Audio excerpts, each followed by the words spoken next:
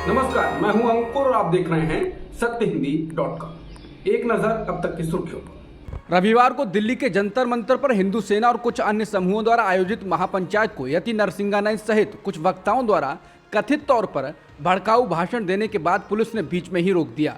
ये महापंचायत हरियाणा के नूंह में हाल ही में हुई सांप्रदायिक हिंसा को लेकर हो रही थी।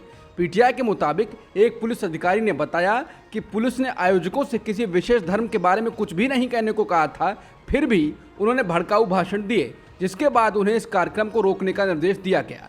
आयोजकों के अनुसार गाजियाबाद के डासना देवी मंदिर के विवादास्पद मुख्य पुजारी यति नरसिंहानंद उन वक्ताओं में शामिल थे जिन्हें पुलिस ने मौखिक अनुमति दी थी। हालांकि पुलिस ने कार्यक्रम आयोजित करने की अनुमति देने से इनकार कर दिया था। अखिल भारतीय सनातन फाउंडेशन और अन्य संगठनों द्वारा आयोजित महापंचायत को संबोधित करते हुए यति नरसिंहानंद ने कहा, अगर हिंदुओं की आबादी घटेगी और मुसलमानों की आबादी इसी तरह बढ़ेगी तो हजारों साल का इतिहास खुद को दोहराएगा। फिर पाकिस्तान और बांग्लादेश में हिंदुओं के साथ जो हुआ वो यहाँ दोहराया जाएगा। जब वो ये सब बोल रहे थे तो पुलिस ने उनसे भाषण रोकने को कहा। पुलिस ने कहा कि वो मंच पर नफरती भाषण नहीं दे सकते। पुलिस ने अदालत के निर्देश का हवाला भी दिया। दिल्ली के जंतर मंतर पर हिंदू सेना और कुछ अन्य समूहों द्वारा आयोजित महापंचायत में यति नरसिंहानंद को पुलिस के द्वारा रोकने के बाद हिंदू सेना के विष्णु गुप्ता मंच पर आ गए। उन्होंने आरोप लगाया कि नूंह और मेवात जिहादियों और आतंकवादियों के किले में बदल गए हैं और मांग की कि वहां भारतीय सेना और सीआरपीएफ शिविर स्थापित किए जाएं। गुप्ता ने कहा कि वो देश का विभाजन 1947 में धर्म के आधार पर हुआ था। जब तक एक भी मुस्लिम यहाँ है, विभाजन पूरा नहीं होगा। जब गुप्ता बोल रहे थे, पुलिस अधिकारी ने फिर से हस्तक्षेप किया और आयोजकों को वहां जगह छोड़ने के लिए कहा। पुलिस ने कहा कि अब वो कार्यक्रम नहीं होने देंगे, ये अदालत के आदेश का उल्लंघन है। आम आदमी पार्टी प्रमुख अरविंद केजरीवाल ने मध्य प्रदेश के सतना में एक रैली को संबोधित किया और लोगों से आगामी विधानसभा चुनाव में उनकी पार्टी को एक मौका देने का आग्रह किया। उन्होंने कहा उनकी पार्टी राज्य में बदलाव लाएगी।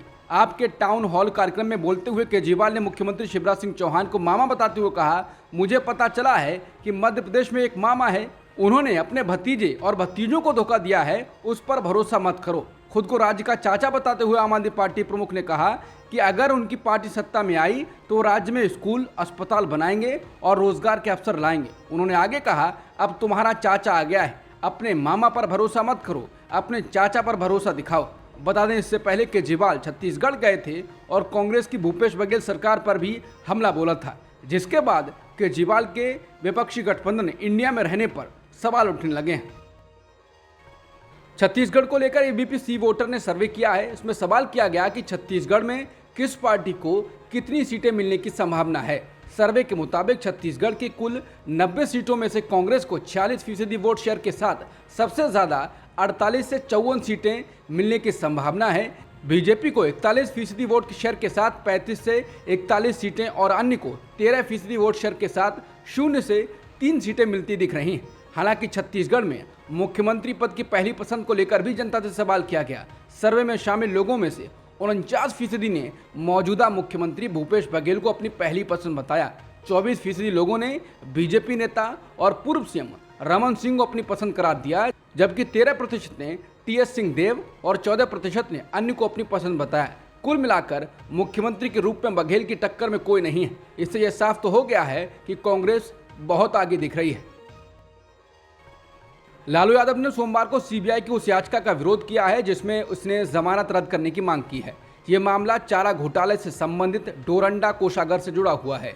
पिछले साल 22 अप्रैल को झारखंड हाईकोर्ट ने इस मामले में लालू यादव को जमानत दे दी थी, लेकिन अब सीबीआई ने सुप्रीम कोर्ट का दरवाजा खटखटाया है। बहरहाल, जिस मामले में सीबीआई ने अब जमानत को चुनौती दी है, उसको लेकर सुप्रीम कोर्ट में दाखिल अपने जवाब में लालू यादव ने कहा है कि उनकी सजा को निलंबित करने के झारखंड हाईकोर्ट के आदेश को सिर्फ इस आधार पर चुनौती नहीं दी जा सकती है कि सीबीआई असंतुष्ट है। उन्होंने कहा कि हाईकोर्ट के आदेश में हस्तक्षेप करने की कोई जरूरत नहीं है, क्योंकि यह सामान्य सिद्धांतों और समान नियमों पर आधारित है। बैंक ऑफ बड़ौदा ने तकनीकी कारणों का हवाला देते हुए सोमवार को अभिनेता सनी देओल के मुंबई के जुहू स्थित बंगले की ई नीलामी पर अपना नोटिस वापस ले लिया है। अभिनेता कथित तौर पर 56 करोड़ रुपए का ऋण चुकाने में विफल रहे, इसलिए बैंक ने नोटिस अखबार में छपवा दिया था। बैंक ने अखबार में सोमवार को जारी शुद्धि पत्र में लिखा, अजय सिंह देओल उर्फ श्री सनी देओल के संबंध में बिक्री नोटिस तकनीकी कारणों से वापस ले लिया गया है। बैंक ऑफ बड़ौदा ने नीलामी का नोटिस रविवार को अखबार में छपवाया था।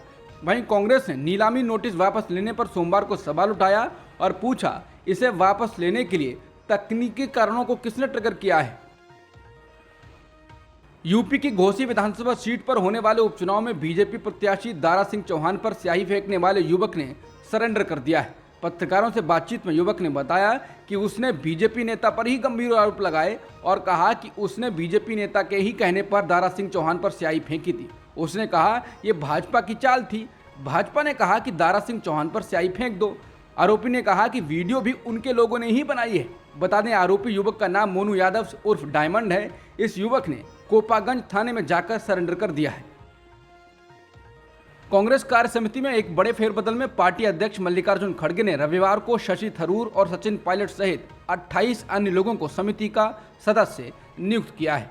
कांग्रेस कार्य समिति पार्टी के लिए महत्वपूर्ण निर्णय लेने वाली संस्था है। ये निर्णय 2024 के लोकसभा चुनावों से 8 महीने पहले आया है। बता दें, कांग्रेस अध्यक्ष मल्लिकार्जुन खड़गे ने पार्टी में बैलेंस बनाने की कोशिश की है। शशि थरूर ने ही खड़गे के खिलाफ अध्यक्ष पद के लिए चुनाव लड़ा था और पायलट गहलोत के बीच लंबी तकरार चल रही है। इस बीच ये फैसला आया है। इसके अलावा पंजाब का प्रभारी होने के नाते हरीश चौधरी को भी CWC सदस्य नियुक्त किया गया है। इस सूची में कांग्रेस नेता शशि थरूर, नसीर हुसैन, अलका लांबा, सुप्रिया शिनेत, पनीत शिंदे, पवन खेड़ा, गणेश गोदियाल, यशोमती ठाकुर भी शामिल हैं। समाजवादी पार्टी के नेता स्वामी प्रसाद मौर्य पर भी सोमवार को एक व्यक्ति ने जूता फेंक दिया। मौर्य के समर्थकों ने हमलावर की जमकर पिटाई कर दी। समाचार एजेंसी PTI के मुताबिक ये घटना लखनऊ की है। स्वामी प्रसाद मौर्य पार्टी के कार्यक्रम में हिस्सा लेने के लिए पहुंचे थे। इसी दौरान वकील की ड्रेस में आए एक व्यक्ति ने उनकी तरफ जूता उछाल दिया। इसके बाद स्वामी प्रसाद मौर्य के समर्थक उत्तेजित हो गए और जूता फेंकने वाले व्यक्ति के साथ मारपीट शुरू कर दी। रिपोर्ट के मुताबिक बाद में हमलावर को पुलिस के हवाले कर दिया गया। बता दें, स्वामी प्रसाद मौर्य अपने बयानों को लेकर अक्सर चर्चा में रहते हैं। कई बार बयानों की वजह से वो विवादों में भी घिरे हैं। अब तक की खबरों में इतना ही। बाकी खबरों के लिए बने रहिए सत्यहिंदी.com के साथ।